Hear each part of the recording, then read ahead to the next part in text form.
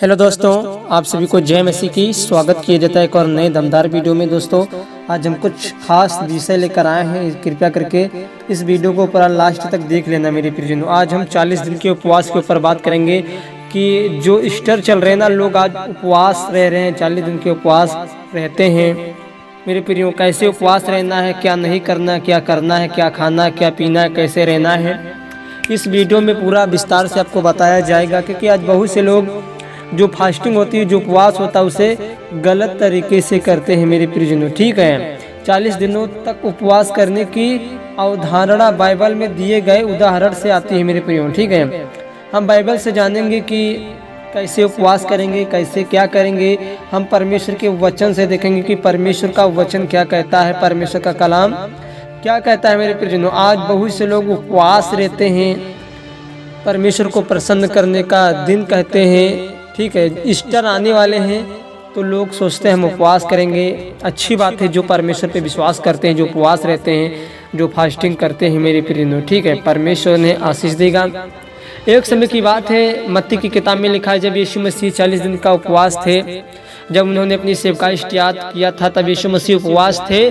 तब यीशु मसीह को उपवास में भूख लगी।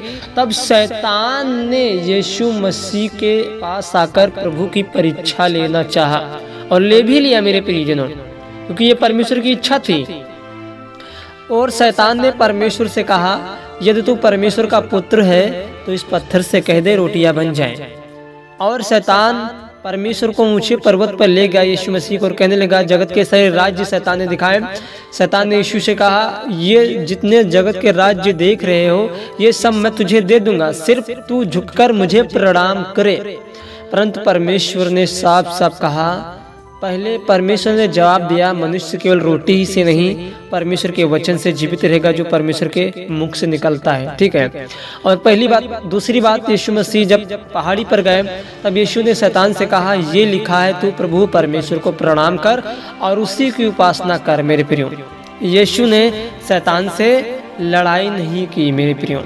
आज जो उपवास रहते हैं, फास्टिंग रहते हैं 40 दिन का, आज लोग क्या करते हैं, हमारे मसीह बहन उपवास रहते हैं। उपवास के दिन भी सारा दिन मोबाइल चलाते रहते हैं, पूरा दिन टाइम मोबाइल में गुजारते रहते हैं, पूरा दिन सोते रहते हैं। 10 मिनट 5 मिनट प्रार्थना कर लिए, बस मेरे प्रियो। ऐसे ही उपवास परमेश्वर के पास नहीं जाती है मेरे प्रियो। अगर आप उपवास हैं तो परमेश्वर का वचन कहता है, यीशु मसीह ने अपने 30-33 साल की आयु में उसने बपतिस्मा लिया और पवित्र आत्मा द्वारा उसने उपवास स्टार्ट किया था परमेश्वर ने। ठीक है, मत्ती 4 अध्याय के 1 वचन में लिखा हुआ है, फिर पवित्र आत्मा ने यीशु को जंगल में ले जाकर शैतान द्वारा परीक्षा लेने के लिए प्रेरित किया। 40 दिन और 40 रात उपवास करने के बाद उन्हें भूख लगी यीशु मसीह को मेरे प्रियो। ठीक है, आज बहुत से लोग ठूस ठूस के खाना खा लेते हैं मेरे प्रियो। बाइबल कहती है मेरे प्रियो, परमेश्वर से प्रार्थना करो, परमेश्वर तुम्हें देगा। आज बहुत से लोग उपवास के दिन लोगों को दिखाने के लिए लंबी लंबी प्रार्थनाएं करते हैं।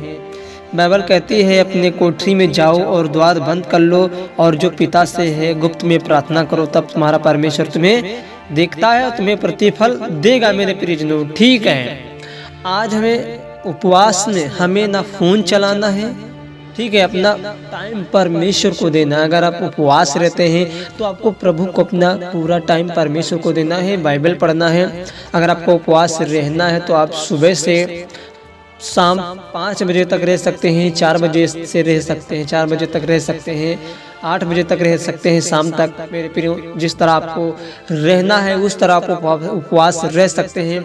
अगर दिन रात रहना है तो आप उसी हिसाब से चाय पानी के साथ भी उपवास कर सकते हैं मेरे प्रियो। ठीक है, सुबह से लेकर आप 5 बजे या 4 बजे या 8 बजे रात तक कर सकते हैं एक दिन का मेरे प्रियो, लगातार।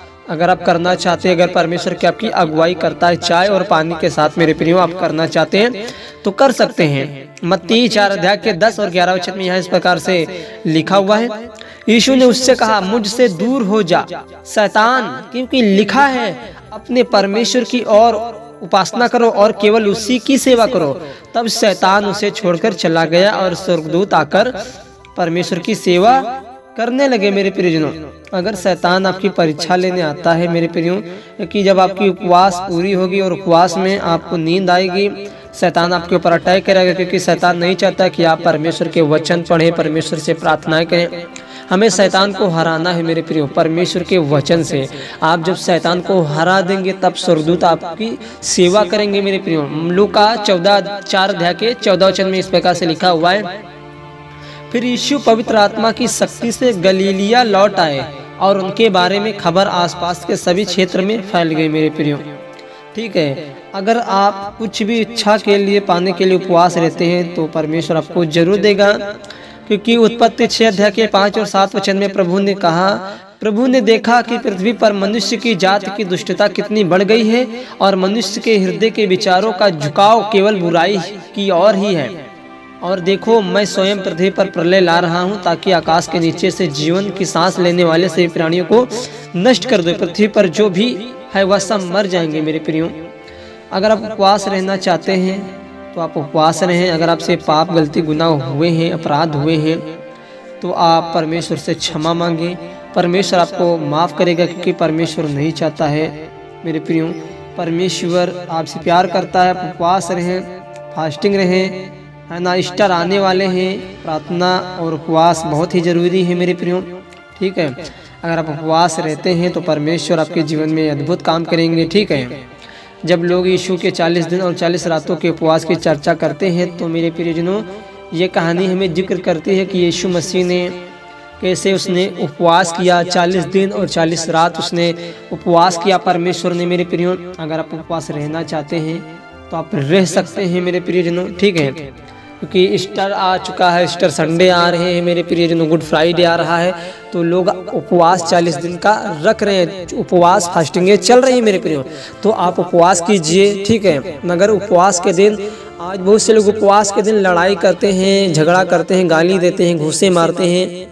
यशायाह की पुस्तक में लिखा, गाली मत दो, झूठ मत बोलो, गरीब लोगों की सहायता करो, जो भूखे प्यासे हैं उन्हें भोजन खिला दीजिए, जिनके पास कपड़े नहीं हैं उन्हें कपड़े पहना दीजिए मेरे प्रियो। यो परमेश्वर ये सब देखता है आपकी सेवा को मेरे प्रियो। ठीक है, जो लालसा, जो अभिलाषाएं आप परमेश्वर से पाने की करते हो ना, आप परमेश्वर के अनुसार उपवास कीजिए, प्रभु यीशु मसीह की ओर आप मुड़ो तो परमेश्वर आपकी ओर भी मुड़ेगा मेरे प्रियजनों। ठीक है, आप सुबह से लेकर शाम तक उपवास कर सकते हैं, चाय और पानी के साथ। ठीक है, जैसे आपकी अगुवाई परमेश्वर करता है उस हिसाब से आप उपवास कीजिए, मगर शैतान को अपने जीवन में अवसर मत दीजिए, शैतान को अपने जीवन में चांस मत दीजिए मेरे प्रियो। ठीक है, क्योंकि जब यीशु मसीह की उपवास प्रार्थना पूरी हो चुकी थी ना, तब शैतान आकर यीशु मसीह की परीक्षा लेने आया था।